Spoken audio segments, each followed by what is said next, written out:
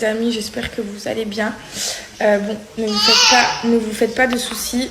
Il y a toujours mon bébé dans mon ventre. Ça, c'est la bonne nouvelle. Je suis du coup allée à l'hôpital. Qu'est-ce qu'il y a, mon cœur?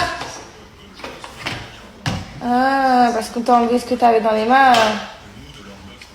Regarde le petit oiseau.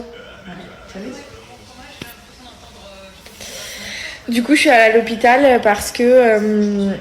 en fait, déjà, je vous avais parlé de la douleur cardiaque, entre guillemets, que j'ai eue. Du coup, j'ai une sage-femme d'ici de Ajaccio qui m'a conseillé d'aller consulter quand même rapidement, sait-on jamais, pour des potentiels risques de prééclampsie, parce qu'en fait, c'était un symptôme que je ne connaissais pas d'ailleurs. Je savais qu'on pouvait gonfler, rétention d'eau, tension hyper haute, mais je savais pas qu'on pouvait avoir une barre ici. Et donc, évidemment, en arrivant... ils m'ont fait un électrocardiogramme qui s'avère positif, très bien, pas de souci. Ah, elle a vu l'oiseau. Regardez. Oh non, il est parti. Oh non, l'oiseau, il est parti. Comment il fait l'oiseau? Piou piou. Oh non. Allez écouter. Elle le cherche.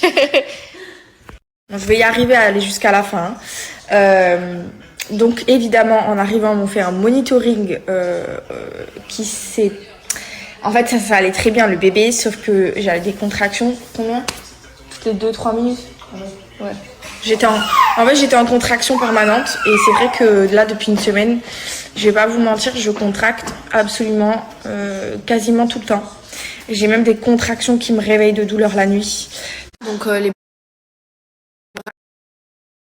en fait, je suis toujours en activité pour cette grossesse, parce qu'évidemment, avec un premier bébé en bas âge, ça c'est normal. Et moi personnellement, je suis pas quelqu'un qui aime bien rester à rien faire, donc ça me dérange pas du tout.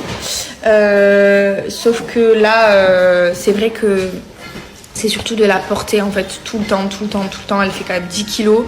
Avec le poids de ma grossesse et tout, je pense qu'il faut vraiment que je ralentisse, surtout de la portée. Peut-être faire un peu moins de marche, parce que c'est vrai que je marche beaucoup. Et puis voilà, franchement, après je vais pas m'arrêter, hein. On m'a pas demandé de m'allaiter, donc je risque pas de rester allongée toute la journée. Je ne pourrais pas faire ça dans tous les cas, je ne suis pas capable, à part si on me l'oblige pour la santé du bébé évidemment. Mais voilà, petit œuf est toujours là. Très bonne nouvelle, hein, franchement, parce que j'ai eu un peu peur quand je voyais toutes ces contractions et quand j'étais sur le lit, je commençais vraiment à avoir peur. Et heureusement, mon col, il était nickel. Donc, je suis contente.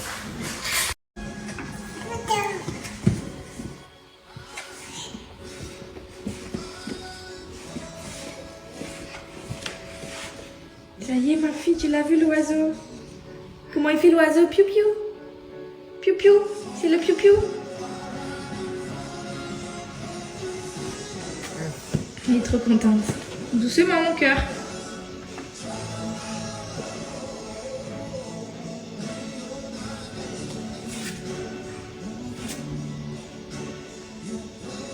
Il est parti, chérie. Il a eu peur. Attends, non, pas la plante.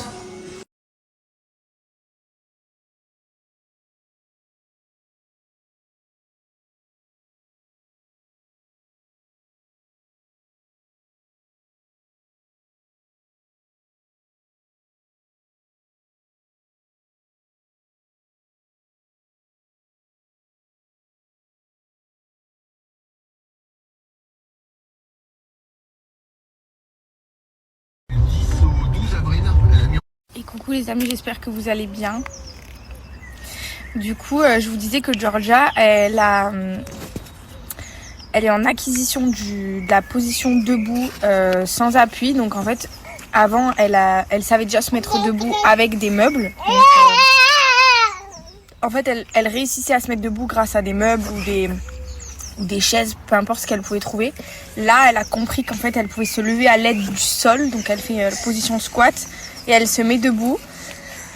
Et elle a l'air très intriguée à l'idée de marcher. Donc j'ai l'impression que petite puce va pas tarder. Attention à la tête, arrête de faire exprès. Non. Et là, on va aller à la plage. On va aller à la plage et je vais vous raconter quelque chose. Et du coup, je voulais vous dire au niveau des horaires depuis le changement d'heure. Elle m'a tout décalé les horaires, mais quand je vous dis tout, c'est tout. Elle se couche à 22h. Elle me fait depuis qu'elle se couche à 22h, elle dort super bien. 22h, c'est quand même hyper tard. En sachant qu'elle se couche à 8h. D'accord, chérie. En sachant qu'elle se couchait à 20h à la base. Donc elle fait 22h. Elle prend un biberon la nuit. Après, elle se réveille plus jusqu'au lendemain matin. Ça va? Ok, je t'ai pas fait mal.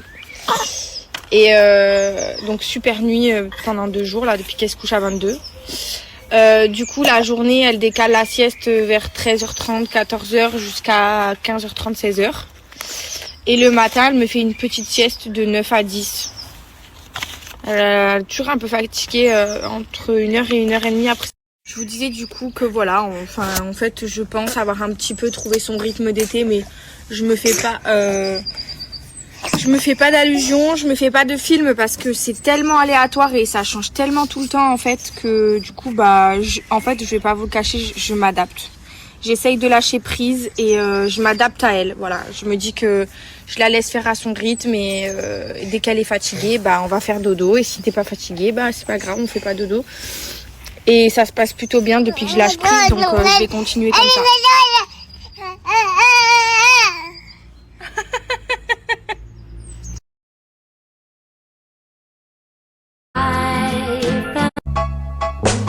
Bon, à l'occasion des ventes privées sur Cellule Blue, du coup, je vous